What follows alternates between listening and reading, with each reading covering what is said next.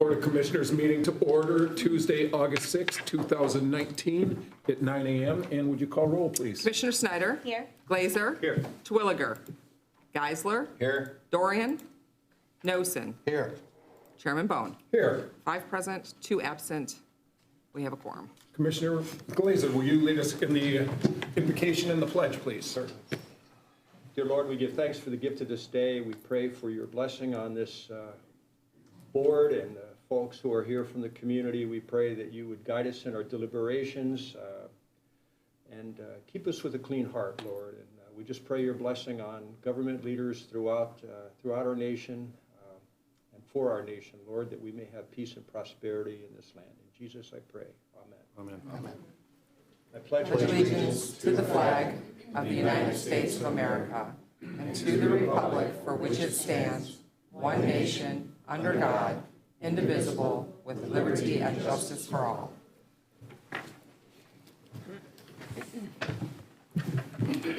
Next is the approval of the minutes for July 16th, 2019.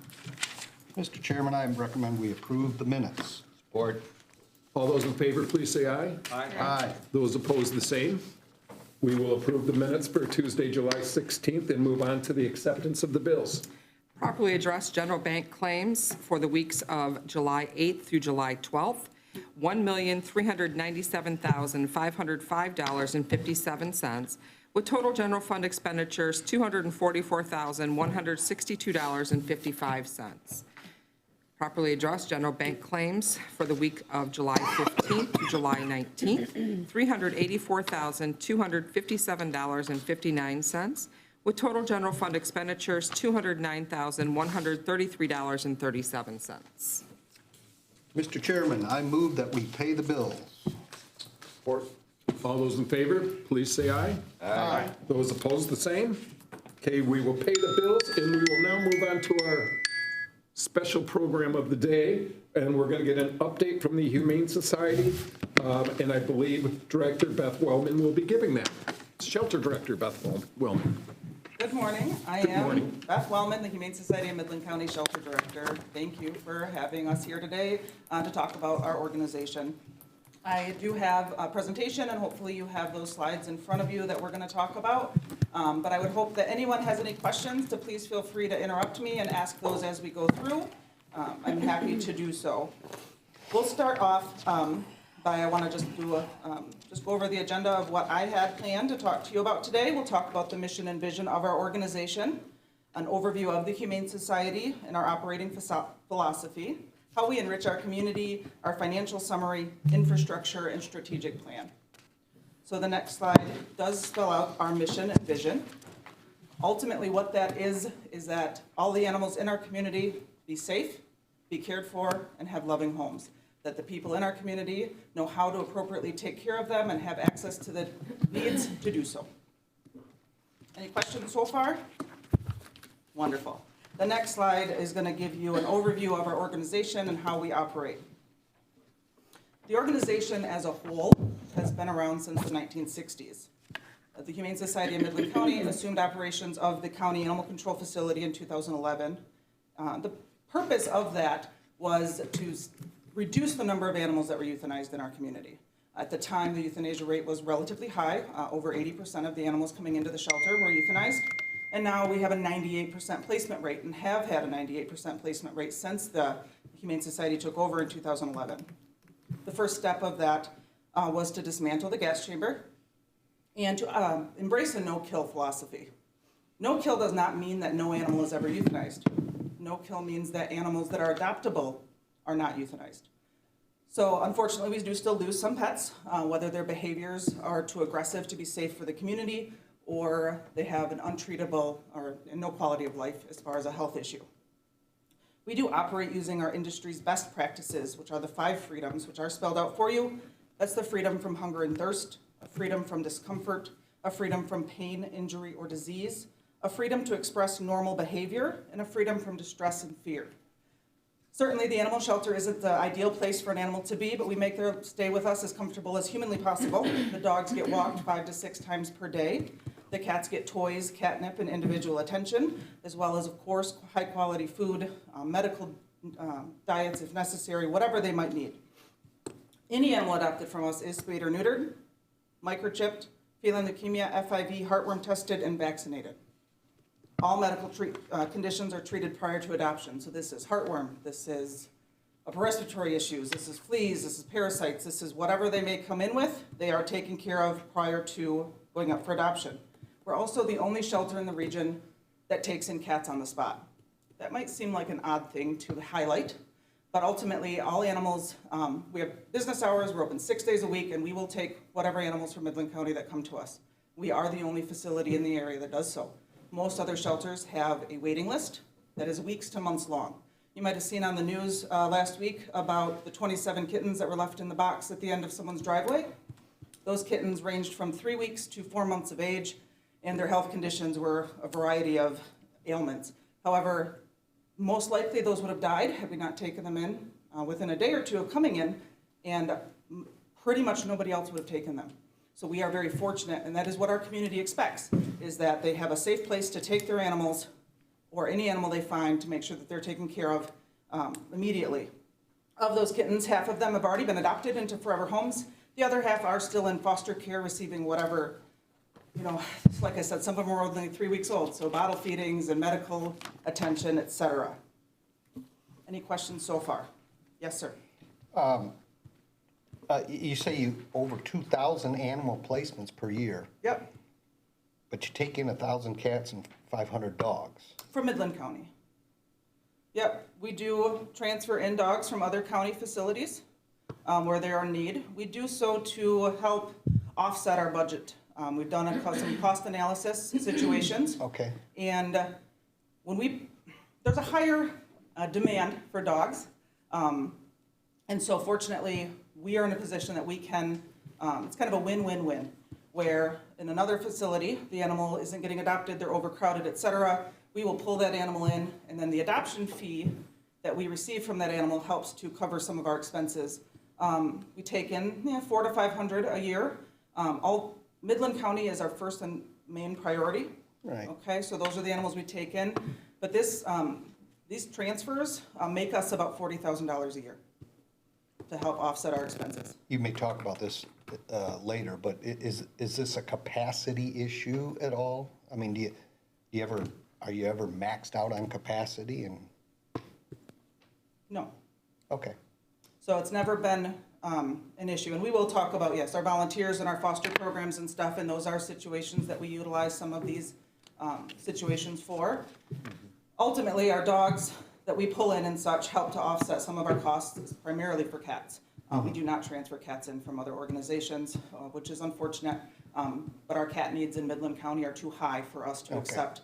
And then again, our transfer in policy is newer, and it's because of our work with spay neuter and such that we've helped to reduce some of the overpopulation in our community, that the demand is here for high quality adoptable pets, both due to our reputation for having safe, healthy, friendly animals, and that adoption is really more the way that people are looking as opposed to purchasing. Okay. Yes, sir. You use the term any animals. Are you talking just dogs and cats? Or are you talking horses and cows and goats? And We take in any animal from Midland County Police, for sure. And we've had goats, pigs, haven't had a horse this year, and we utilize our foster programs and such for those other animals. We help facilitate people with placement for animals. If you have a horse that you can't keep and you don't necessarily want it to go to auction, we do courtesy listings. We reach out to our adoption networks and such, and we will help you place an animal for that. We don't have the facility. The horse isn't going to fit in my kennel to take them in, but we do guinea pigs, rabbits, etc. So we will take those from the general public, and part of our contract with the county is whatever animal control or the police have a need for, we will take it. Snakes? Hasn't been an issue yet, but we will. It's gonna. Knock on wood there. I'm not a huge snake fan. Everything has a place, but Yeah. if I get a snake and then we lose it, we're going to have an issue. Okay. Our next slide is going to talk about how we enrich our community. And we do that in a variety of ways. Again, animals are a part of our lives, a part of our community, and it's very important, that bond between animals and humans as much as we can. So we do this in a variety of ways. One of the ways is low-cost spay-neuter services. A sterilized animal is a healthier and better behaved animal, and so it is important to us to educate the community on that and have low-cost or free options for people to get those animals fixed, as well as a very progressive TNR, which is trap, neuter, return policy with feral or outdoor cats. The country, over the years, has had a trap and kill policy, and over the last 5 years, it has become best practice across nationwide to do trap, neuter, return. Trap and kill isn't working. We've euthanized cats for years and years and years, and yet we still have the same problem. So that's a definition of insanity, right? So TNR is actually working, where the animal's sterilized and put back in the community where it came from, as long as it, of course, is in a healthy and good shape. That animal's also vaccinated. So that animal now roams less far. It is not as destructive. It's not spraying. It's not fighting, and it's much healthier. And the benefit of TNR to each individual is if you have 3 or 4 cats on your property, A, if they're not fixed, you're going to have 40 cats on your property within a year. But B, those spayed or neutered animals will chase off anything that is not spayed or neutered. It becomes a colony, and they become territorial. And they don't, they stop tearing up your undersides of your trailers and all sorts of things. We've emptied out 2 trailer parks. I shouldn't say emptied, because we've TNR'd 2 trailer parks in Midland County. These parks that would bring me hundreds of kittens every summer, sick, dying, disgusting kittens. I haven't seen those people now in years, because we convinced them to give up, let's try this. And that is what's worked for these people. And again, farms and people all across the county, we only offer these services to Midland County residents, but we have seen a specific reduction in those same faces coming back to us year after year. What happens if you take a cat out of its area? I got 50 cats at my house. I don't want any cats at my house. You bring them all to the shelter. Next year, you will have cats again. Why? You created a vacuum. That vacuum, that's just a good territory for cats. For whatever reason, people think somebody's dumping them or whatever, maybe. But for the most part, it is that this territory is no longer occupied, so something else will move into that territory. And sometimes it's even worse than what it was before. But TNR is what actually stops this problem for people. We also offer low-cost veterinary services, vaccine clinics, referrals to inexpensive veterinarians, et cetera. It's important to us to work with people. If you have an animal and you has a need and you maybe can't afford it, again, we can just take the animal from you, but you're just going to get another one. So educating and providing services so that you can keep your pet in the long run helps create better bonds. It's helping to teach the community and their children and stuff, long-term care for an animal, and hopefully solving the problem. We visit the Midland Juvenile Care Facility with pets, tons of retirement homes, schools, et cetera, to help educate and enrich their lives through animals. Our next slide, we'll talk about the staff and volunteers. I'm the shelter director, and I have 10 part-time staff members. Those members are broken down into 5 animal care technicians, 4 kennel attendants, and a communications coordinator. We have done a staffing analysis to see, based on the care that our community demands that our animals have, and of course the care that we want to provide them, combined with our number of staff. Do we have too many staff? Do we not have enough staff? Are we using our money appropriately? And that analysis showed that we are barely able to cover what we need to do with each animal based on the staff. So fortunately, we have over 8,000 hours volunteer time logged every year. Over 280 people in this community come out to the shelter every day, every week, every month, walk the dogs, spend time with the animals, and help to, again, make sure we can provide them with the high level of care that they demand, ultimately. Our next slide will talk about our expenses. Hey, Beth, can I stop you? Yes, sir. What percentage of the animals or the dogs, I should say, are pit bull?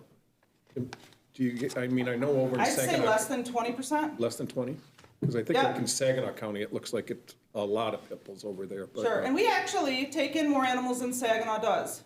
Oh, we Seems really? weird, right? Yeah. If you look at their yearly statistic, the amount of animals that they take in each year, what makes it seem like there's so many pit bulls is unfortunately those are the type of dogs, that style of dog is what seems to sit in the facilities. Mm-hmm. There is some breed bias or restrictions or whatever the case may be on dogs of a certain look, and those dogs tend to sit in shelters longer, where your labs, your German Shepherds, your Chihuahuas, your Poodles, your whatevers go through more quickly. Sure. Our average length of stay total for dogs is 8 days. Now that means the 3 Alaskan Malamutes I had surrendered a week and a half ago were there for 24 hours. Yeah. And the boxer mixes and the bulldog mixes and whatever, maybe we're there for 2 weeks. And so that is the average. But no, unfortunately, like I said, that's what seems to sit. And so it seems like there's this higher number of these dogs when they're really, well, there is, but that's just what seems to sit. So if you walk through Saginaw and you look at how long dogs have been there, they've had dogs since 2018. Sure. We're almost done with 2019. And those are those types of dogs that tend to sit in those facilities. But I don't see, when we transfer dogs in, we do take in some mixed breeds like that, but all of them are temperament evaluated. And, I took 14 dogs from Saginaw last week, Tuesday. By Saturday, we only had one of those dogs there at the shelter still. And it wasn't a pit bull type. So all animals are evaluated based on their personalities and such. And the unfortunate thing with pit bulls and with dog breeds in general is once you start, and I can go about this for about an hour, but once you start to have mixes of dogs, right? Mom's a lab, shepherd, chihuahua, whatever, and dad's a Great Dane pit bull boxer, its offspring, all of these siblings might look different, and it'll very easily get labeled as a pit bull. And DNA tests have shown us that rarely do they actually have much, if any, pit bull in them. And we have, DNA tests are a little expensive, about $50, $60. We've done a few different fundraisers as fun things to try to see what these dogs are made of. We're almost always wrong. I've done this for 21 years, and I'm still almost always wrong once the DNA test results come in as to what these dogs actually are. And not that I'm against pit bulls or anything, I was just curious. Sure, no, that's one of those things that is a common, theme, and I hear that a ton, and like I said, it is, and people will walk through and be like, all you have are pit bulls.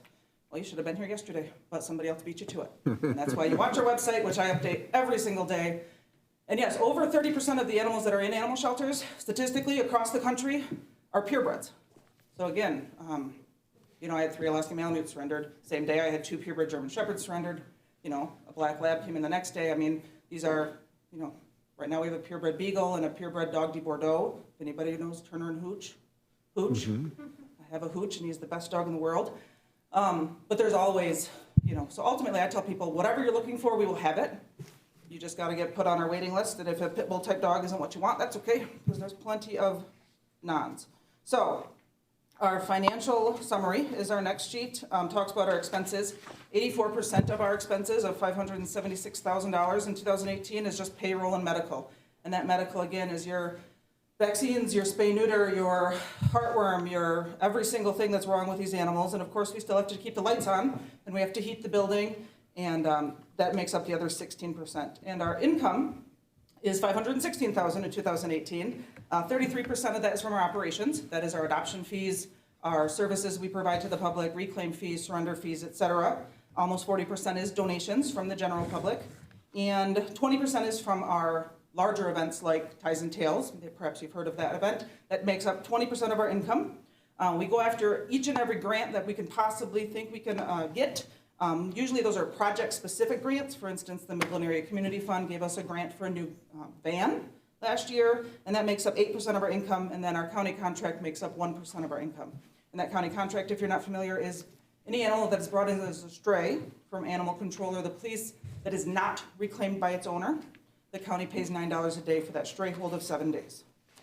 Question. Yes. So, obviously you have more expenses than you have income, at least for 2018. Yep. Is that historically been the case? And do you have a reserve? Yes, well, you were fortunate enough to receive, we've been left in some people's wills, and when they had passed, we have received some, some of that estate money that has helped to give us a balloon and to give us a bit of a cushion. And we are working, as we'll go on to that next, with Omnitech to develop a long-term solution. The ultimate issue is that the community has a high standard for care for our animals. They have a high standard for, Midland has a high standard. I mean, this is an amazing community, and we have a high standard for our animals, for our citizens, for our parks, and for our everything. And there's a high standard expected for the care of the animals.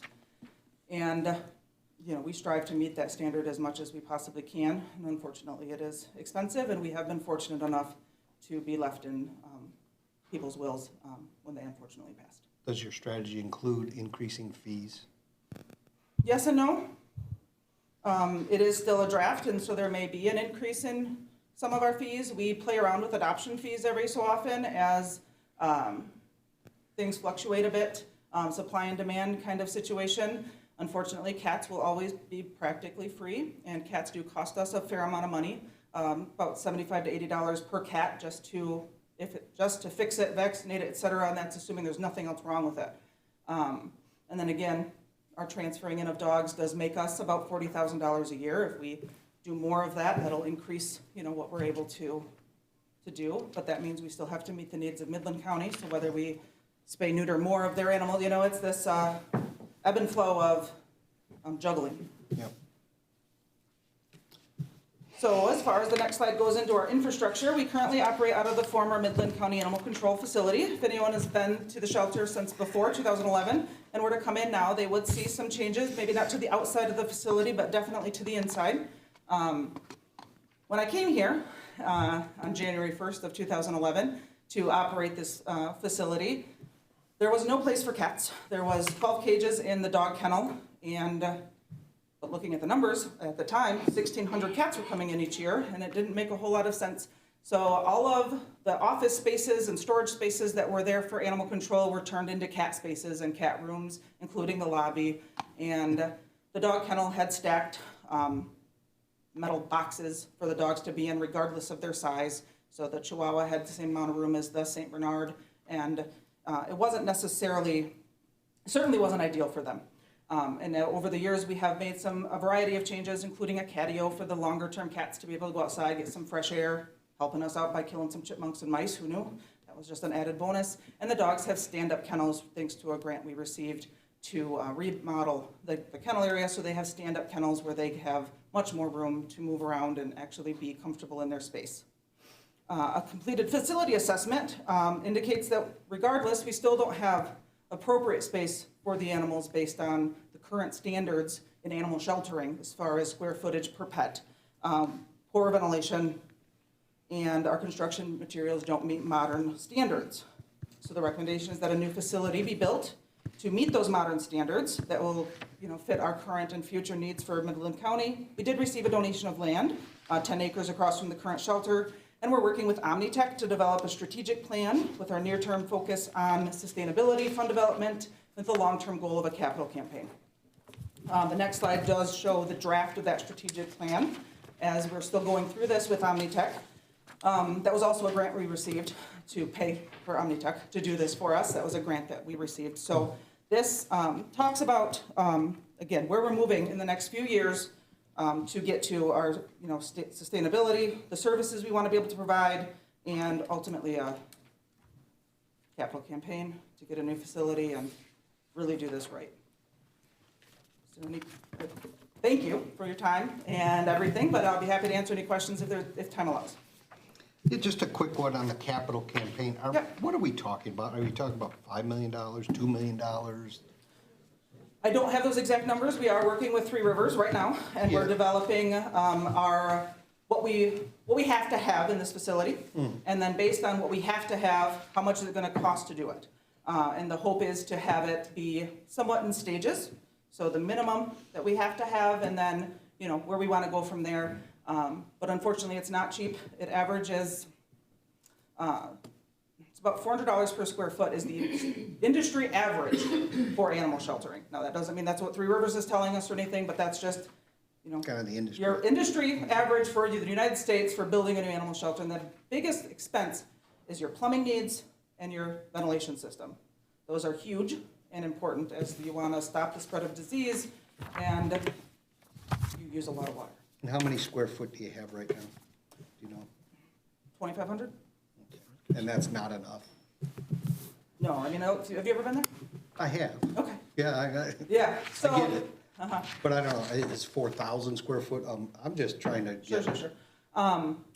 The biggest thing I want to see is more veterinary services that we're able to offer, more veterinary services that we're able to offer in-house. We farm so much of that out right now, and the veterinarians are brilliant about giving us as much of a discount as they can, almost to their own detriment. So we need to be able to take care of our animals more in-house. That's more efficient for the staff, for the volunteers, and for the animals. Dogs that are brought in from the police or animal control that are hit by cars and such, that we're then moving from their vehicle into our vehicle and then transporting out.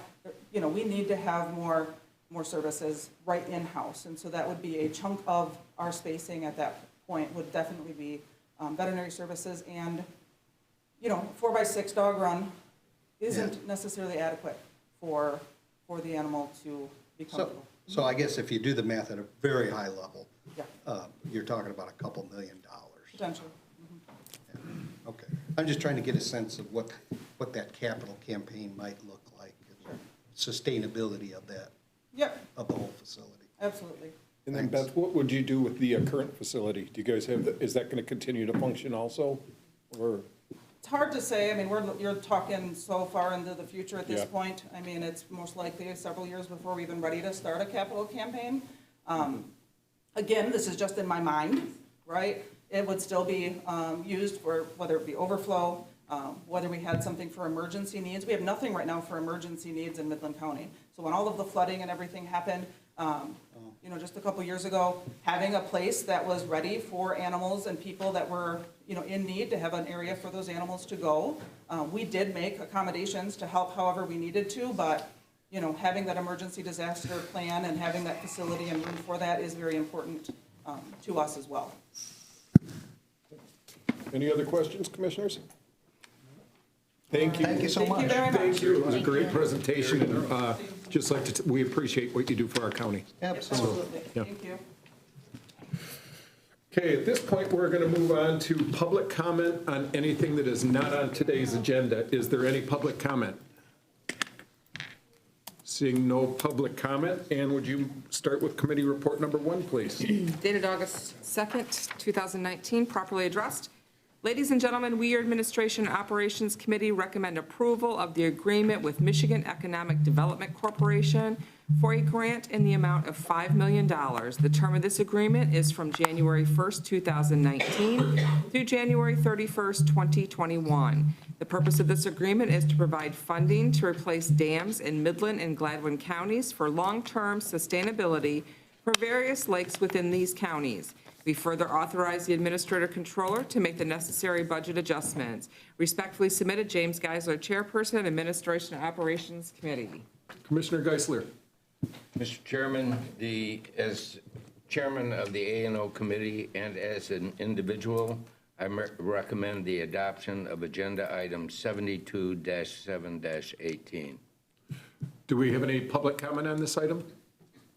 Do we have any commissioner discussion? And call roll, please. Commissioner Snyder? Yes. Glazer? Yes. Terwilliger is absent. Commissioner Geisler? Yes. Commissioner Dorian's absent. Commissioner Noson? Yes.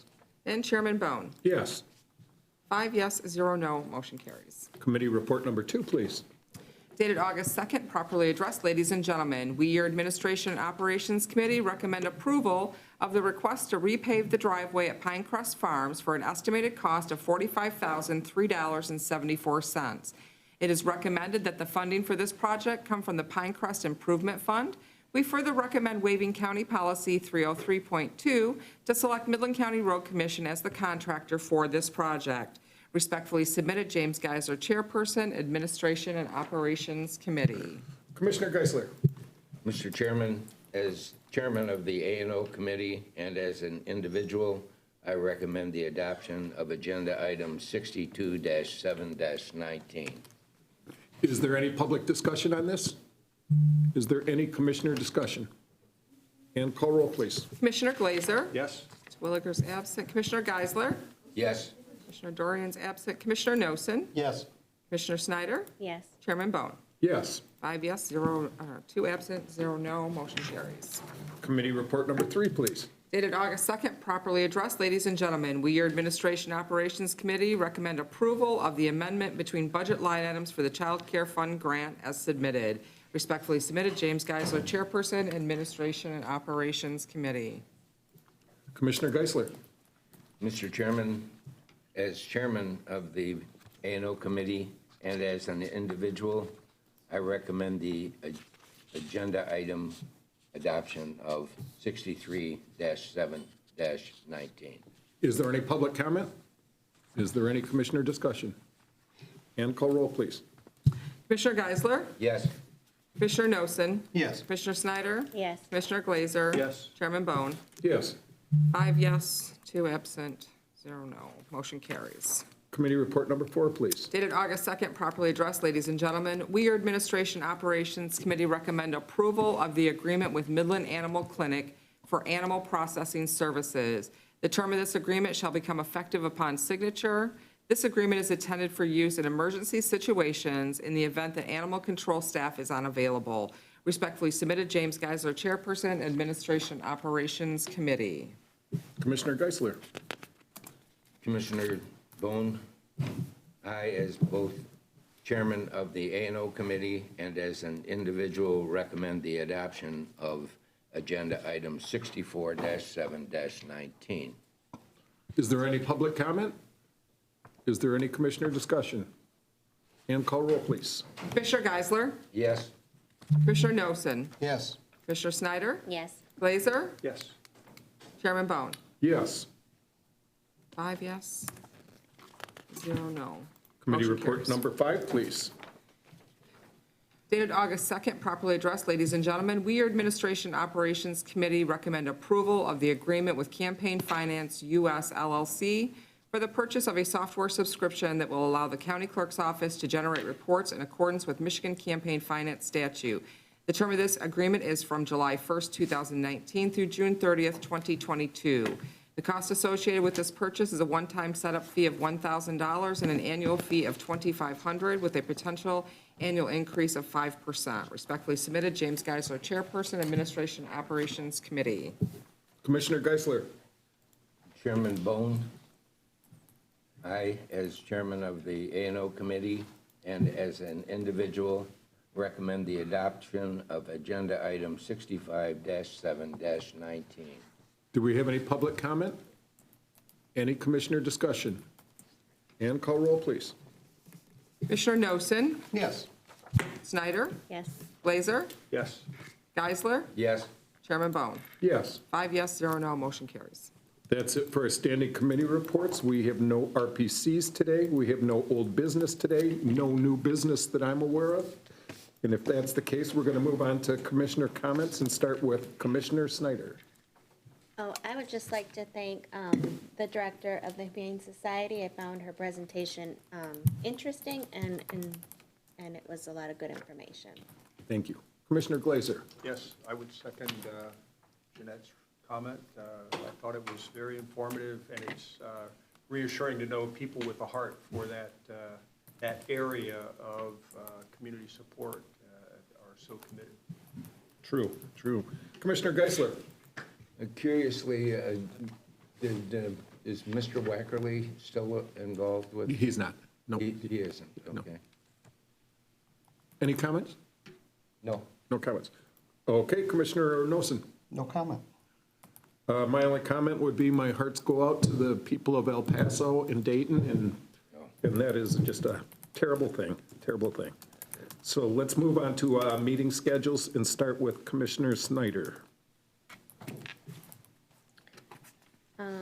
The evening of the 7th, I'm going to go to Parks and Rec, and we're going to have that at one of our parks, the Veterans Memorial in Jerome. There's a road commission on the 8th, but I'm unable to attend that. The 12th, there is, how far are we going up to? The 20th? Tuesday. Yeah, the 20th. Thank you. Monday, the 12th, is the Village of Sanford. The 13th is City of Coleman, Edenville Township. The 14th, I have the Wixom Lake Board in Jerome Township. The 15th, the Four Lakes Task Force and LAPC. And then the Tri-County Dinner and On the 19th, Warren Township, and then we'll start our Sanford Lake Association that evening as well. Commissioner Glazer. Yes, tomorrow evening, I also have Parks and Recreation at 7 o'clock in Sanford. Thursday, or tomorrow morning, I will be attending a seminar, Listen, Educate, and Empower about Midland County, or Midland City child abuse. That will be at Northwood University, so that should be interesting. Thursday evening, at 6:30, we have a District 3 quad meeting of the 4 township boards in that southwest quadrant of the county. Always informative. Monday, the 12th, I have Human Services at 2 o'clock. If we continue to meet, it's on the schedule. And at 7 o'clock, I have Lee Township. That's all, Mr. Chairman. Thank you. Commissioner Geisler? Yes. Tomorrow, a countywide managers meeting at noon. On the 8th, we have the Employee Retirement Fund and the Employee Act 345 on the 8th.